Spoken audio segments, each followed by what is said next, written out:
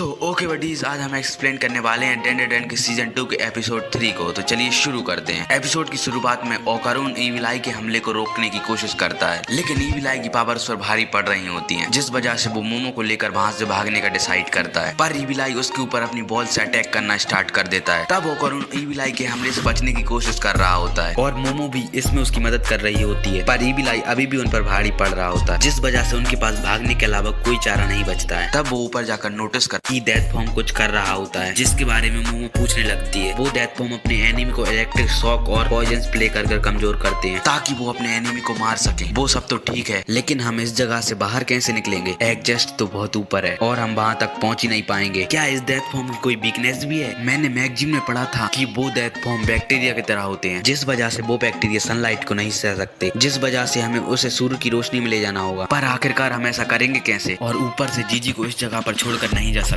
मोमो, मैं तुम्हें इस जगह से निकलने के लिए मदद कर सकता हूँ। बिल्कुल भी नहीं, मैं तुम्हें छोड़कर कहीं नहीं जाने वाली। हमारे पास इस चीज पर बहस करने के लिए बिल्कुल टाइम नहीं है। अगर तुम ऊपर पहुंच जाओगी तो तुम हमें कैसे न कैसे बाहर निकाल लो। वो सब तो ठीक है, लेकिन आखिरकार तुम जीजी को कैसे लाओगे? वो तो हमारी कोई बात नहीं सुन रहा। मोमो, तुम मुझ पर विश्वास करो, मैं किसी भी हालत में जीजी को ऊपर लेके आऊंगा, इसलिए प्लीज तुम इस जगह से बाहर निकल जाओ। तब मोमो इसके लिए मान जाती है, जिस वजह से ओकारून ट्रांसफॉर्म हो जाता है और मोमो को एक सोफे पर बैठा लेता है ताकि वह उसे लात मारकर इस घर के गड्ढे से बाहर निकल सके। तब मोमो इस चीज से डरने लगती है और इस चीज से मना करने लगती है, पर ओकारून उसकी कोई बात नहीं सुनता और उसे ऊपर की तरफ फेंक देता है। तभी मोमो अपनी साइकिक पावर से अपने आप को ऊपर धक्का देती है, पर वह फिर भी उस गड्ढे तक नहीं पहुंच पाती, जिस वजह से वह नीचे गिरने लगती है। पर वह अपनी साइकिक पावर फिर से यूज कर गड्ढे से बाहर निकल जाती है और वहाँ ईविल आई ओकारून को ढूंढ लेता है और ओकारून उसके साथ लड़ने के लिए तैयार हो जाता है। तभी मोमो सब लोगों को गड्ढे से बाहर निकालने के लिए रस्सी का इंतजाम करने लगती है, पर उसे वहाँ पर ऐसा कुछ नहीं मिलता, जिस वजह से वो पर्दों को फाड़कर एक रस्सी बनाने लगती है। पर वह जैसे ही उसे गड्ढे से नीचे फेंकती है और उसे एहसास होता है कि वो रस्सी भी उसके काम नहीं आने वाली, जिस वजह से वह डेथ फॉर्म को हराने के बारे में सोचने लगती है। तभी उसे जीजी के साथ की हुई बात याद आती है, जिस वजह से वो पूरे घर में आग लगा देती है और फायर ट्रक को जोर जोर से चिल्लाकर बुलाने लगती है। तभी ईविल आई ओकारून के साथ फुटबॉल खेल रहा होता है, पर वो मैच एक तरफा होता है क्योंकि हमारा ओकारून तो डॉज करने में लगा होता है और बड़ी मुश्किल से अपने आप को बचा पा रहा होता है। तभी ईविल आई उस फुटबॉल के मैच को हैंड कॉम्बैट में कन्वर्ट कर देता है, जहाँ पर वो ओकारून को बुरी तरह से धोना स्टार्ट कर देता है और अपनी फुटबॉल और पंचेस को मिलाकर ओकारून का बुरा हाल कर देता है। ओकारून अपने आप को बचाने के लिए किसी भी तरह कामयाब हो जाता है। ईविल आई कहता है कि चूहे की तरह भागना बंद करो, तुम इससे मुझे इरिटेट कर रहे हो, पर मुझे वो ही चाहिए क्योंकि मैं अपनी गेम को सीरियसली खेलना चाहता हूँ और मैं अपनी बॉडी की सारी पावर यूज करना चाहता हूँ। तभी डेथ फॉर्म की पॉइजन की वजह से जीजी की नाक में से खून निकलने लगता है, जिस वजह से ईविल आई उस लड़ाई को वहीं पर खत्म करने का सोचने लगता है और अपनी फुटबॉल की मदद से ओकारून को एक स्पेस में कैद कर देता है, जहाँ पर ओकारून को उन लोगों की आवाज सुनाई दे रही होती है जिन्हें की तो फैमिली ने बलि चढ़ा दिया था। ओकारून लाख कोशिश के बाद भी उस जगह से बाहर नहीं निकल पा रहा होता है। तभी ईविल आई भी उस स्पेस के अंदर चला जाता है और ओकारून के साथ क्लोज कॉम्बैट स्टार्ट कर देता है। यहाँ पर वह ओकारून को बुरी तरह मारता है। ईविल आई बोलता है कि इसमें तुम्हें बहुत ज्यादा मजा आ रहा है ना, तुम्हारे बाद उस लड़की की बारी है, इसके बाद मैं उसे बहुत ज्यादा टॉर्चर करूंगा। तब ओकारून ईविल आई का मुंह पकड़ लेता है। ओकारून कहता है कि तुमने बहुत बकवास कर ली, कुछ चीजें हैं जो तुम्हें नहीं करनी चाहिए थी और तुमने उनमें से 3 चीजें कर भी दी है। पहली, तुमने मोमो को चोट पहुंचाई है। दूसरा, तुमने मेरे दोस्त पर कब्जा कर लिया है। जीजी कभी भी मोमो को चोट नहीं पहुंचाएगा, पर तुमने उससे वो करवाया है, तो इसलिए तुम मेरे दोस्त को वापस दे दो। तभी ईविल आई ओकारून पर हमला कर देता है, लेकिन ओकारून उसके हमले से बच जाता है और नीचे झुककर फुल स्पीड से उसे एक मुक्का मारता है। तभी ओकारून अपनी पूरी पावर्स का इस्तेमाल करने का सोच लेता है और ईविल आई पर अपने जोरदार मुक्के बरसाने लगता है। ईविल आई को चोट लगने लगती है, जिससे वह स्पेस टूट जाती है और बाहर जाकर बेहोश हो जाता है। ओकारून बोलता है कि तीसरी चीज तुम्हें कभी करनी नहीं चाहिए थी, वो थी मुझे गुस्सा दिलाना। तभी वो कहते ही ओकारून बेहोश हो जाता है और जैसे ही उसे थोड़ी देर बाद होश आता है और डिसाइड करता है कि उसे जल्द से जल्द ऊपर जाना होगा ताकि जब मोमो उनकी मदद करने के लिए आए तो वह जल्द से जल्द वहां पर जा सके। तभी ओकारून जीजी की बॉडी ऊपर ले जाने की कोशिश करने लगता है और तभी उसे टर्बो ग्रैनी की आवाज सुनाई देती है। तब हम देखते हैं कि टर्बो ग्रैनी अभी भी डेथ फॉर्म के लिक्विड में फंसी होती है, जिस वजह से वह बाहर नहीं निकल पा रही होती है। उसे लगता है कि वो हमेशा वहीं पर फंसी रहेगी। तभी वहां पर ओकारून आ जाता है, जिस वजह से वह खुशी के मारे रोने लगती है। तभी ओकारून डेथ फॉर्म के लिक्विड से बचने के लिए लकड़ी से एक ब्रिज बनाने लगता है ताकि वो उस चिपचिपे लिक्विड में ना गिरे और टर्बो ग्रैनी को जोर से खींचने लगता है। पर जैसे ही टर्बो ग्रैनी उस लिक्विड से आजाद होती है, वैसे ही वो दोनों उस लिक्विड में गिर जाते हैं। टर्बो ग्रैनी ओकारून से कहती है कि तुम बहुत बड़े लूजर हो और ओकारून से बोलती है तुम तुम्हारी पावर यूज क्यों नहीं कर रहे हो? मैंने पहले ही तुम्हारी पावर का 2 बार इस्तेमाल कर लिया है, जिस वजह से मैं दोबारा से ट्रांसफॉर्म नहीं हो सकता। इसका मतलब हम इस जगह पर ही मरने वाले हैं। ओकारून कहता है कि प्लीज मोमो हमें बचा लो। तब वहाँ पर घर की आग बुझाने के लिए फायर ब्रिगेड आ चुकी होती है, जहाँ फायर फाइटर आग को बुझाने की पूरी कोशिश कर रहे होते हैं। तब पुलिस वाले पूछने लगते हैं कि वो आग मोमो ने लगाई है, जिस पर मोमो हाँ बोलती है और वो उन्हें कीतो फैमिली के काले कारनामों के बारे में बताने लगती है। पर पुलिस वाले उसकी कोई बात नहीं सुनते और उसे अपने साथ पुलिस स्टेशन चलने के लिए कहते हैं। पर मोमो के पास ज्यादा टाइम नहीं होता है, सूरज थोड़ी देर में डूबने वाला था जब वो फायर फाइटर को जमीन पर ज्यादा पानी फेंकने के लिए कहती है। कोई भी उसकी बात मानने के लिए तैयार नहीं होता है। तभी अचानक वहाँ भूकंप आने लगता है, जिससे कि सभी लोग डरने लगते हैं। हम देखते हैं कि वो डेथ फॉर्म घर को तोड़ते हुए बाहर आ जाता है, जिससे वहाँ के लोग डर के मारे वहाँ से भागने लगते हैं। सनलाइट की वजह से डेथ फॉर्म को कुछ प्रॉब्लम होने लगती है। तब हमें मोमो की आग लगाने का कारण पता चलता है, जहाँ पर हमें मोमो और जीजी के बचपन का एक सीन दिखाया जाता है। मोमो, तुम्हें क्या पता है कि आखिरकार अर्थ फॉर्म जमीन के अंदर से बाहर क्यों आ जाते हैं? मोमो बोलती है, इसके बारे में मुझे कुछ नहीं पता। हम अपनी स्किन की जरिए सांस लेते हैं। जब बारिश होती है मिट्टी पानी को सोख लेती है, जिसके कारण अर्थ फॉर्म सांस नहीं ले पाते हैं और बाहर निकल आते हैं, और वो इतनी गर्मी में जिंदा नहीं रह सकते, जिस वजह से वो मर जाते हैं। अर्थ फॉर्म अपने आप को बचाने के लिए घर के पीछे जाकर छुप जाता है, जिस वजह से मोमो फायर ब्रिगेड वाली गाड़ी उठाकर उस घर को तोड़ देती है और वो अर्थ फॉर्म धीरे धीरे जलना स्टार्ट हो जाता है और आखिर में नीचे गिर जाता है। मोमो उसके पास चली जाती है और चेक करने लगती है कि वो मरा है कि नहीं।